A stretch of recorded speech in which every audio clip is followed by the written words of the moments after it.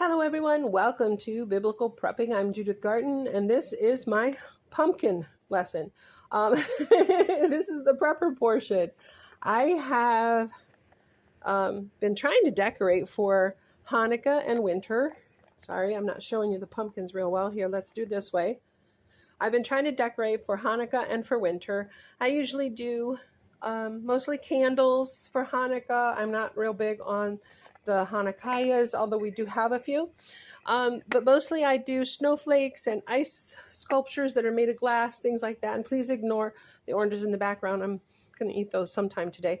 So I had some people wondering what I do and how I did the Instapot pumpkin a while back. So I just thought I'd show you really quick. It's as easy as taking my little pie pumpkins. That's what these are. I am going to gut them. You see, I'm going to remove all of this pulp and seed from all three of these little babies. That one is a legitimate little baby. It's probably a little bit bigger than my fist. And then all I'm going to do is put them into the Instapot. Right over here, I'm going to add some water. Oh, there we go. I'm going to add some water and I will set them on high for about 20 to 30 minutes. And then I'm going to show you how easy they come out of their skin. I can't wait. So let's go back over to the gutting counter. Now, Jim does like pumpkin seeds, so I am going to peel the pulp out of these, put it in a bowl, and save the pumpkin seeds. And I have a ton of seeds, literally, to grow for the fall next year. So I have more than enough pumpkin seeds. So we'll be doing up these so that Jim can eat them and snack on those. So here we go. And since we'll probably be using these for pies around New Year's, this is going to be easy as pie. I like to use my big, tall measuring cup, 8 cups, 2 quarts. Oh, I don't know if you can see that. Probably not real well. There we go. That is an old Pampered Chef one. And then I just dump all of this guts into that bowl, which you won't be able to see while you're watching me gut, but here we go. Yep, that one just went on the floor. Always happens. Okay, that's number 1. Number 2. Now these pumpkins have been washed on the outside. So, whoops, they are clean. They've actually been sitting and aging in a bowl as autumnal decor. That's what I usually do. I also do the cushaw the same way and the butternut. I'm just going to scrape this into that bowl.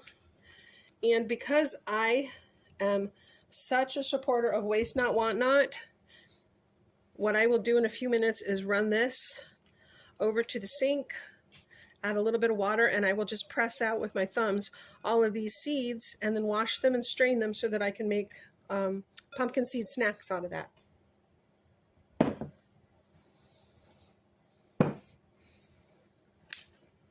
Ooh, that was weird. Did you hear that pop? That was the pumpkin popping. I've never had a pumpkin pop like that before. There we go. Okay. This one's a little tougher, probably because it's so little. I ended up picking this one. It was actually partially orange, not fully green, not fully orange. And I picked it right before that first big frost and freeze we had. There we go. And this is the final pumpkin. This was the medium-sized one.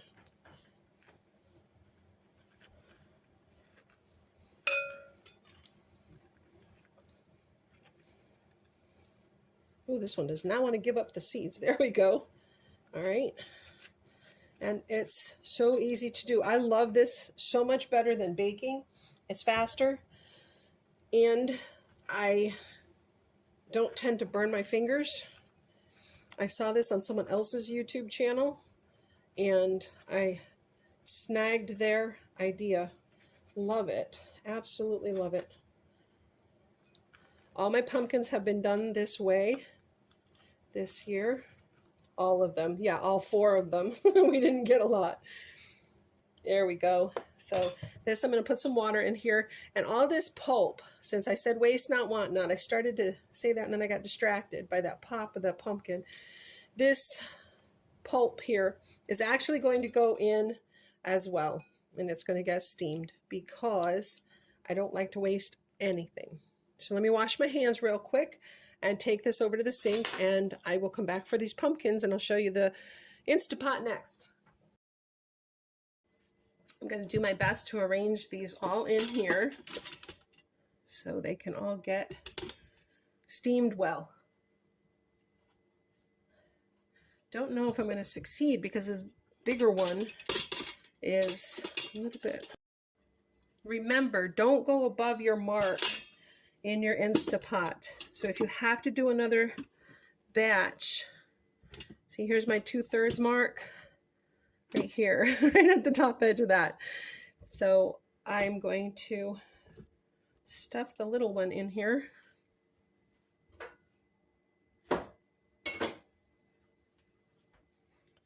Because I'm cutting it into smaller pieces, I don't think we're going to need to do quite as long. I don't think I'm going to get that other one in. I have a feeling we're going to have to do a second batch of pumpkin. And I do not mind doing that because it's so simple. As you can tell, I'm trying to get as much into one pot as I possibly can, because the first time I did it, what I did was I just went ahead and put a whole one in here, 2 halves, and I did the pressure can on that, or pressure setting on that. Since we've got this pretty full, I'm going to just save the pulp for the next batch also. So we need to put our water in. You probably don't need this much water. However, I'm adding this much water because I'm still a little nervous on the pressure part. I've only had this a few months. So that was about 2.5 to 3 cups of water. And we'll just seal it all up now, like you're supposed to. Okay, everything's in good shape. I've got it the wrong direction. There we go. Sealing that up. I'm going to put you up a little higher. Don't tip over now. There we go. Lock it up.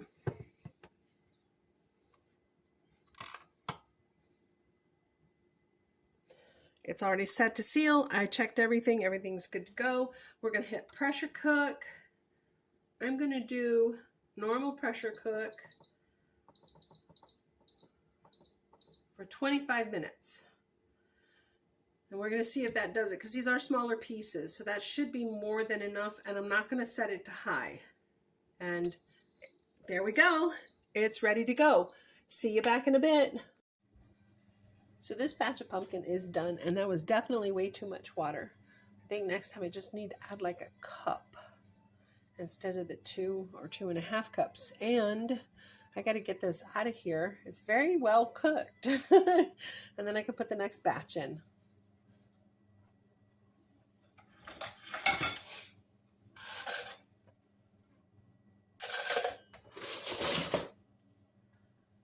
I think I'm going to use my canning ladle.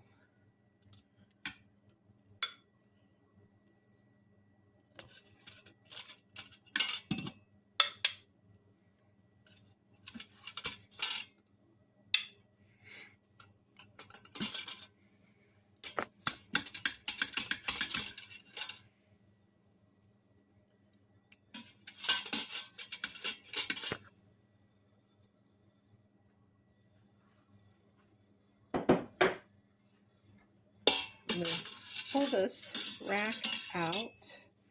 Let's get rid of some of this water because we won't need that much for the next batch.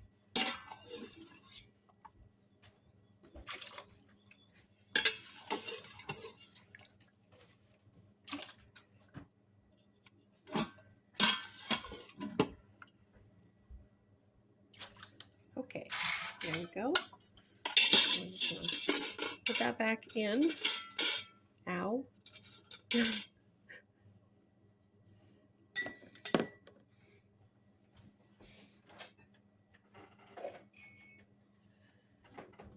Add the pieces of pumpkin. Now I've tried to figure out if I wanted to do a whole pumpkin, which the one lady did do in her video, I could easily do a 10-inch pumpkin in this, possibly 11 inches around, as long as it's short and squat. My first one that I did in here was actually a tall, thin one. So I split it in half, gutted it, and then went ahead and put it in there just like side by side.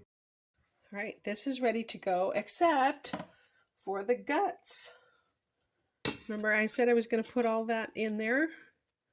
There's still a little bit of seeds in there, but that's not going to matter once I go ahead and puree all that. They'll just get pureed with it. And here we go for round 2.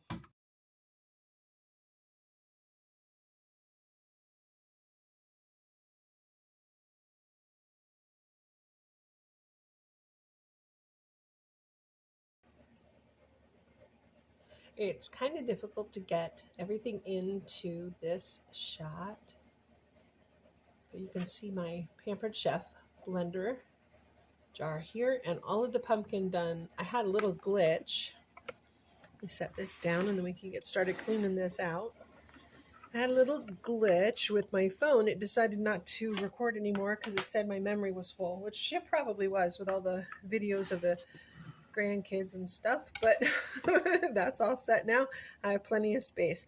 Now I've taken out, just used this to go ahead and lift it all out of the pot, the Instapot, and here we go. We're going to just see how this, I really loved this the first time, so I'm hoping this works the second time just as easily. And some of those are too hot for me to personally handle right now, so we're going to set those aside. Let them cool a little bit more, and we'll get down to the bottom ones that have been out for quite a while.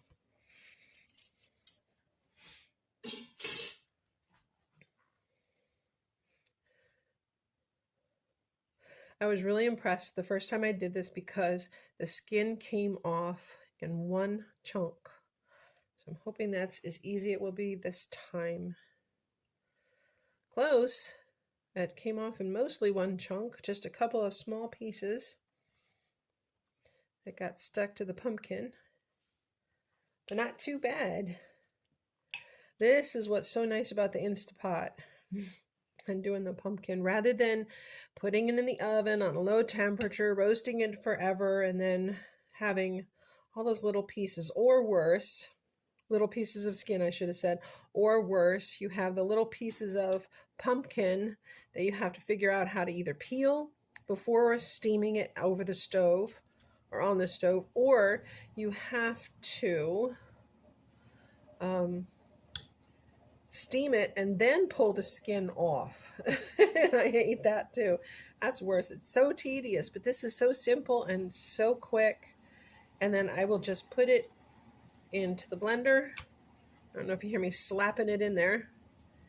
And then once it's in the blender and I pulverize it into nice smooth pumpkin puree, I can put it in 2-cup portions into zipper bags. I'm not going to use containers. I'm going to use the Ziploc bags so I can store it flat, and I will freeze those flat and store them that way for use for whatever we find we want to have pumpkin. You can make bread, muffins, pies, of course, soups, and we are all out in the freezer of soups and of pumpkins and squash puree. So this is going to be great to have this back on hand for whatever we want.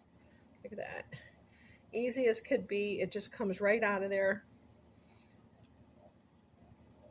These skins, I have to say, on these pumpkins, they sat around a lot longer than the one I did earlier in the year. In November, I did it for the pumpkin pie for Thanksgiving dinner. So there you go. And yes, I am putting a few of those small seeds in there, and they will just get pureed all up with the pumpkin. And That's all the cool pumpkin. Oh, except this one piece, this big piece. See how easy it is. I love it done by the Instapot. So there you go. That's how I did it. And I will write down exactly how long I did it. I did it on normal, not on high. I had originally said I wanted to try it on high, but I mentioned earlier I did it on normal. And it only took about 25 minutes for the big batch, the bigger batch. And I put it in for 30, I think. So I really only needed like 25. And then I let it cool for 5 minutes, and then I released the pressure. So, and the second one I only put in for 20 minutes for that batch. And I unfortunately let that one cool for over a half an hour because I was trying to clear my phone of all the videos I could get rid of, make more space.